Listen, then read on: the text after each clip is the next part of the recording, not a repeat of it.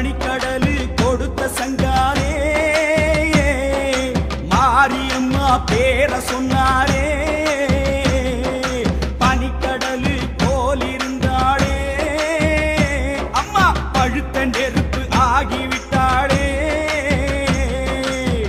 பூசமடம் கடந்து வந்து பூத்த மாறியல்லோ